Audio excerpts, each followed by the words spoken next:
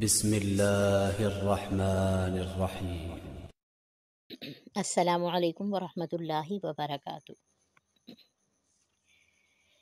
یا ایہا الذین آمنوا لا تتخذوا بطانة من دونکم لا یألونکم خبالا ودوا ما عنتم قد بدت البغضاء من افواہہم وما تخفی صدورہم اکبر قد بینا لکم الآیات ان کنتم تعقلون۔ صدق اللہ العظیم و صدق رسولہ النبی الکریم۔ سورۃ آل عمران آیت نمبر 118، جس میں اللہ رب العزت ارشاد فرماتے ہیں، اے ایمان والو، نہ اپنے سوا کسی کو اپنے دلی دوست بنانا۔ لا یألونکم خبالا، وہ تمہیں برباد کرنے میں کوئی کمی نہیں چھوڑیں گے۔ ودوا ما عنتم، تمہیں مشکل میں ڈالنا چاہتے ہیں۔ قد بدت البغضاء من افواہہم، جو کچھ ان کے زبانوں پر تمہارے بارے میں ہے وہ ظاہر ہے، بغض۔ وما تخفی الصدور اکبر، لیکن جو انہوں نے سینے میں چھپا رکھا ہے وہ اس سے کہیں زیادہ ہے۔ قد بینا لکم الآیات، تحقیق ہم نے کھول کر رکھ دی اپنی آیات، ان کنتم تعقلون، تاکہ تم سمجھداری سے کام لو۔ یہ آیت میں نے اپنے موجودہ حالات کے موافق چنی ہے۔ اللہ رب العزت اس آیت میں واضح طور پر فرما رہے ہیں کہ اے ایمان والو، اپنے سوا کسی کو اپنے دلی دوست مت بنانا۔ مطلب یہ کہ تمہاری رشتہ داریاں، تمہارے تعلقات، تمہارے جو بھی معاملات ہیں اپنے جیسے اہل ایمان کے ساتھ ہونے چاہیے۔ کسی کافر، مشرک، یہود اور نصارہ سے ایسے کوئی تعلقات مت بنانا کہ تم اپنے دلوں کی بات ان سے کر سکو، اپنے بھید انہیں دے سکو، چاہے وہ ملکی سطح پر ہیں، چاہے وہ علاقائی سطح پر ہیں، چاہے وہ کسی بھی طریقے سے ہیں۔ اپنے معاملات کسی کے سامنے مت رکھو۔ کیوں؟ اس لیے کہ وہ تم سے حسد اور بغض رکھتے ہیں۔ نبی اکرم صلی اللہ علیہ وسلم اہل مکہ میں آئے تو یہود اور نصارہ کو یہ بات بالکل پسند نہیں تھی، جس کی وجہ سے ان کے دلوں میں نبی اکرم صلی اللہ علیہ وسلم اور آپ کی امت کے بارے میں صدا کا حسد رہ گیا، اور یہی حسد جو ہے وہ رہتی دنیا تک ان کے دلوں میں قائم و دائم رہے گا، اور وہ ہر مقام پر مسلمانوں کو برباد کرنے کی مکمل کوشش کریں گے۔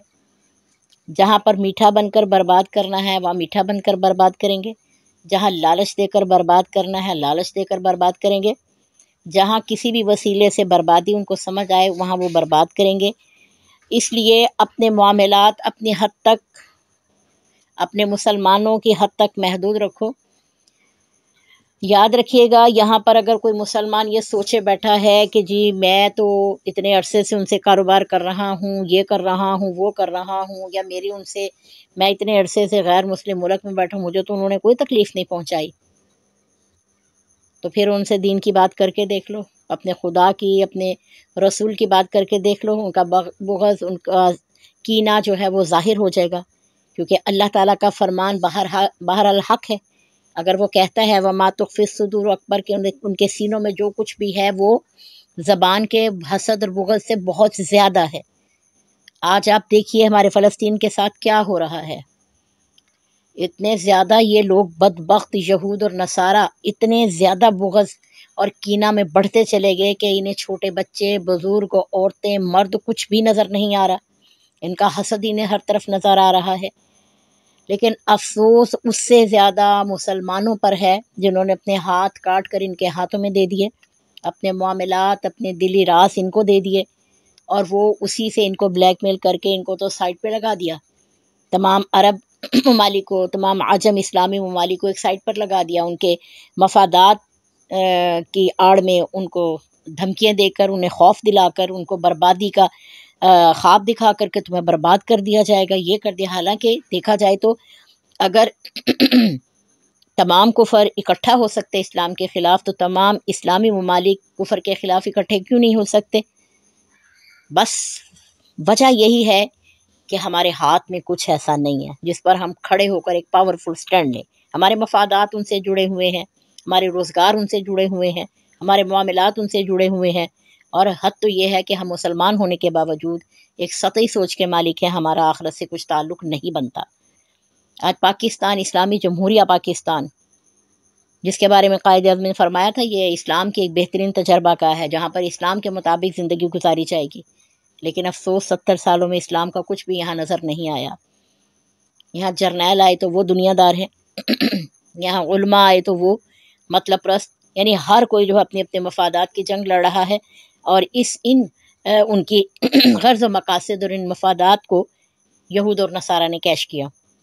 اور آج ہمارے حالات یہ ہیں کہ اسلامی جمہوریہ پاکستان ہونے کے باوجود ہم فلسطین کے لیے آواز نہیں اٹھا سکتے۔ ہم افغانیوں کو کس طرح بے گھر بے آسرا کر کے نکال رہے ہیں؟ کیا ہمارا اسلام اس چیز کی اجازت دیتا ہے کہ کسی بھی پناہ گزین کو، وہ بھی مسلمان پناہ گزین آپ کے در پہ آ گیا ہے، 40 سال سے آپ کے در پہ بیٹھا ہوا ہے، اس کو آپ اس طرح بھی یار و مددگار یہاں سے نکالیں؟ ہمارا مذہب اس چیز کی ہرگز اجازت نہیں دیتا۔ تو یاد رکھیے گا، اللہ تعالیٰ نے تو آپ کو بہت 1400 سال پہلے ہی بتا دیا تھا کہ یہ آپ کے کبھی نہیں ہو سکتے۔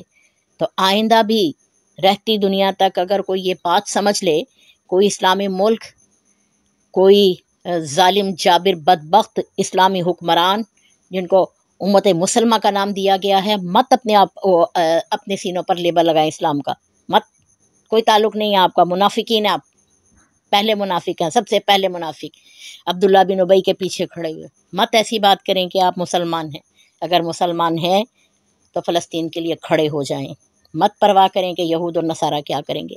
گرچہ آپ کے بہت سے راز ان کے پاس ہیں، لیکن پھر بھی وہ اتنے بزدل ہیں، میں اللہ کی قسم کھا کر کہتی ہوں، اتنے بزدل ہیں کہ اگر آپ ڈٹ کر ان کے مقابل کھڑے ہوگے وہ تب بھی آپ کا کچھ نہیں بگاڑ پائیں گے، کیونکہ آپ کے ساتھ اللہ کی طاقت ہے۔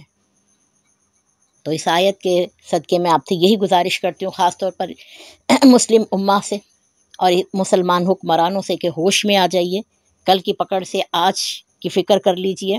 اگر آج ہوش میں آ گئے اور کھڑے ہو گئے فلسطین کے ساتھ، ان کے مظلوم امت محمدیہ کے ساتھ کھڑے ہو جاتے ہیں تو کل آپ کی رہائی ہو سکتی ہے، ورنہ دنیا میں بھی ذلت اور آخرت میں بھی ذلت آپ کا مقدر ہوگی۔ یہ اللہ کا وعدہ ہے آپ کے ساتھ۔